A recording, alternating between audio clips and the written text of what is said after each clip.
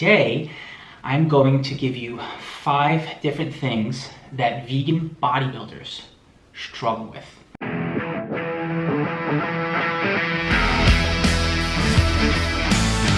What's up, everybody? It's Giacomo MARCHESE. Welcome back to the Vegan Proteins YouTube channel. Today, I'm going to give you 5 different things that vegan bodybuilders struggle with. These are different things that people have pointed out to us when they come to us and they ask us for help, and they're repeating struggles. So I figured, hey, why not make a video about things that I hear either aspiring vegan bodybuilders or people who've been doing it for a while often struggle with.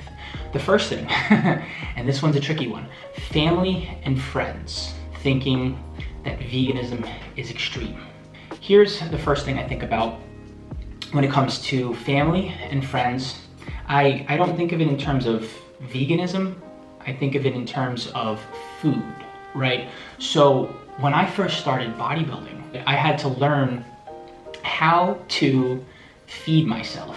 And usually when it comes to family, whether you're living with family or whether it's a social gathering like a holiday, for example, usually food is one of those things that you just eat what's given to you. You just eat whatever's on the table. No one has to worry about your dietary preferences, no matter what they are, right? So when I first went bodybuilding, everyone was like, oh, is this food going to be too fatty? Or is this food going to be something you want? Like, because you have your certain preferences for building muscle or eating nutritiously, yada, yada, yada. So rather than making it about vegan food or plant-based food, I make it about what my personal preferences are. I think it's only natural that family and friends question, and family and friends ultimately don't have to understand what you're doing or why you're doing it. They just need to be there to support you. And unfortunately, when you move away from the pack and you do your own thing, sometimes there's confusion there, and it can lead to conversations that could come across as judgmental, or just confusing, because everyone wants to do what they've always been doing, that like we all ate a certain way as family and now all of a sudden you're eating differently, but why? But the truth is, you know why you're vegan bodybuilding. Let the results speak for themselves. And that's how I feel like I navigate those kinds of conversations, realizing it's more about the way that you're changing as far as how you're eating and less about your personal reasons for being vegan. At least that's where I like to steer the conversation. And again, when it comes to things that come to the surface right away and you start to talk about for the first time with people, don't expect someone to be able to see your points right away. There are conversations that happen over time. So yeah, I kind of just take it from where it's coming from, and just do my best to continue to be a healthier person over the course of time. And you'd be surprised when you don't shut those people out and you don't take it personally, that those conversations come around full circle and people start to ask you for help on how they can be more plant-based and maybe even go vegan. Right. Number 2, finding recipes and protein-dense foods. Okay, well, the first thing, and this may be a cop-out, but the first thing that I like to mention is that everything has protein. And I like to start with foods that aren't necessarily protein dense, but that are going to bump up the amount of protein I'm getting in for the day, while also making sure that I'm eating nutritiously. So the very first thing that I do is just how I'm going to build my meals throughout the day. What am I going to build them around? Dark green leafy vegetables are the most nutritionally dense whole foods possible. They tend to be higher in protein. So if you can eat vegetables twice a day, at lunch and at dinner, 2 to 3 servings a day, you're going to be getting in fiber, you're going to be getting in your micronutrients, and you're also going to be getting in a fair amount of protein. I also like using nutritional yeast as something that is high in B vitamins and also surprisingly high in protein. Next, yes, I do focus on protein-dense foods. We don't have to reinvent the wheel here. There are some simple plant-based foods that are high in protein. Soy, seitan, pea protein. Hey, let's not forget like our friend beans. It's not just soybeans, which are a whole food, by the way. It's lentils, mung beans, adzuki beans, certain beans, even chickpeas to some extent. But there are other beans like lentils and mung beans and soybeans, for example, that are really high in protein. So know your food sources that aren't like somewhat high in protein, but they're pretty high in protein, 20, 30, 40%, some even upwards of 80% protein by volume. Recipes, I honestly like to keep it simple here, and I will make some seitan and I'll have my potato or my rice or my grain on the side and my vegetables on the side. Or same thing, I'll swap out that seitan for tofu. And these are my staple meals.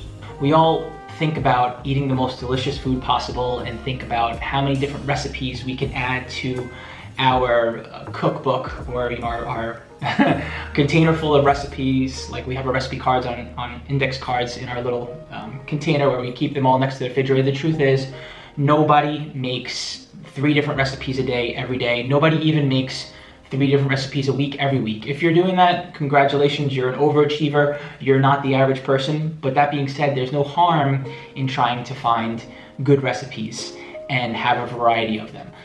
Again, I say stick to the staples and know what you can do to eat healthfully, right? You have your vegetables and your non-starchy carbs, your starchy carbs like a potato or a grain, and then your seitan, tofu, bean example, and then you have a nice plate. But if you're looking for some good recipes, we have, well, for one, a super duper easy way, right over here, I'll show you, see if that pops up.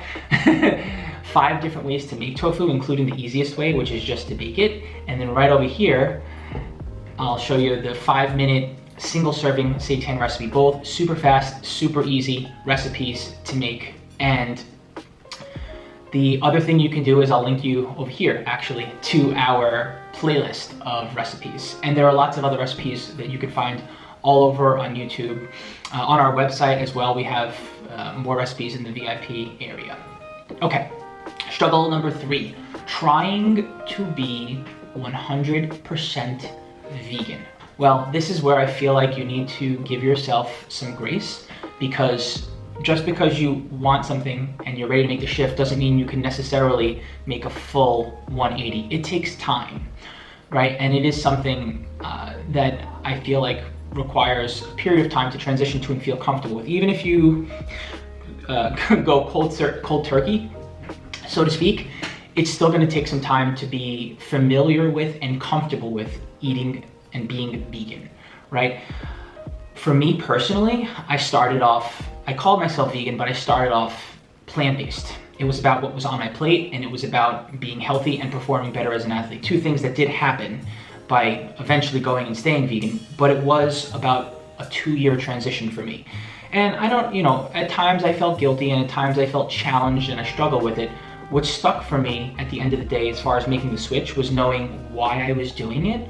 I was doing it for compassionate reasons, essentially. When you know, when it's more than what's on your plate, then the reasons tend to stick. So if you're doing it for a healthy body and to recover better from your workouts, hey, that's gonna be a reason why it's gonna stick. If it's all about full circle, like veganism, so to speak, and it's about compassion, then that reason's probably going to stick. I think the struggle comes with knowing what to eat and how to eat. So like anything else, just like I was mentioning earlier, when you're doing something differently, it takes time to learn. Just like when you go into the gym for the first time, you have no idea how to train, you have no idea how to move properly with the exercises you need to do to gain muscle. It takes time to learn that. Same thing with learning, pre-workout meals, post-workout meals, how many calories you need. All of these things take time. Veganism, same exact thing. It just takes time to transition. One of the most important things I would say is to find resources. There are different sites, and you can look up Go Vegan, just type that into Google and you'll come up with all kinds of resources that will help you make the transition. Again, we have lots of resources here, free recipes on our YouTube channel. And if you go over to veganproteins.com, you'll see like we have a podcast and all other kind of helpful stuff that's out there for free for you. Shoot us an email. Hit the contact button on our site or email us, veganproteins@gmail.com, and let me know what you're struggling with. Maybe there's something I can help you with. I've been vegan for over 15 years now, and I've been doing this for over 10 years, coaching and doing our thing with vegan protein. So chances are that I've come across something that will probably help you along your way.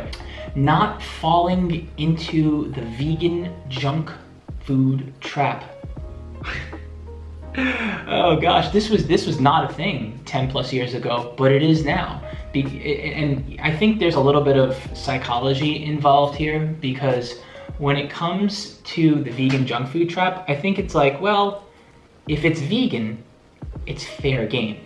I think just going about things with that mindset makes it less about eating healthfully and more about, oh, well, I have all these things that I can eat. Like, what do you mean my diet is, what do you mean like I'm on a diet or how I eat is restricted? Look how many things I can eat. And it becomes one of those prove it to others, prove it to yourself kinds of things, or like oh, look how many more foods that I can enjoy.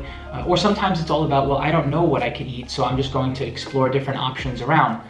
But yeah, because nowadays there are so many vegan-friendly products and vegan brands out there that it's crazy. Now, there's nothing wrong with enjoying snacks in moderation. I take snacks and I choose when when I'm going to enjoy snacks during the day. So I create some habit and some structure around it rather than saying, hey, this is vegan junk food, it's no good. I was like, well, if I want to enjoy something that's savory or sweet and is calorically dense and maybe not the most nutritious thing in the world, I'm going to allow myself to have a serving or two of something I want at for a snack between lunch and dinner.